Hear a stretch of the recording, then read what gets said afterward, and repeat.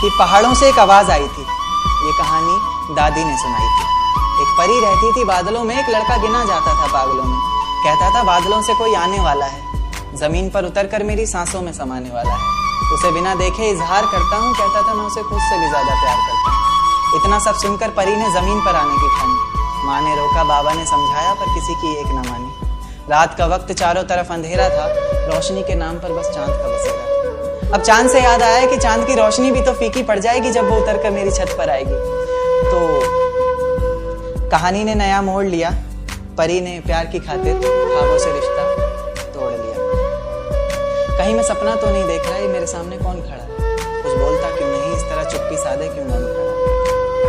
फिर उसने कहा कि माँ बाबा घर बार सब छोड़ दिया मैंने, बहुत ख्वाब सजाए थे, काफी ऊंचा उड़ना था, सब तोड़ दिया मैंने। आज से मेरी किस्मत के ताले की चाबी तुम हो, बेचैन सी मेरी धड़कन की बेताबी तुम हो। मेरा सुख दुख हंसना रोना सब तुम पर निर्भर करता है, चेहरे की खिलखिलाहट हो या पल के भिगोना सब तुम पर निर्भर करता है। उसके बाद दुनिया बदली, वक्त बदला, बदला ये संसार सारा।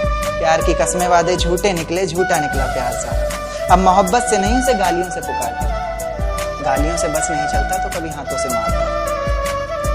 दर्द में कराती रोती बिलखती किसे पुकारती वो, अफसोस होता फैसले पर अपने जब भी शीशे में खुद को निहारती वो। उसकी कमियां निकालता है हर वक्त, कभी तो खुद को खोट दे।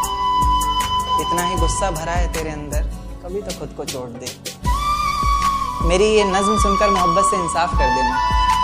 गलतियां इंसान से ही होती हैं तो तुम मुस्कुरा कर माफ कर देना।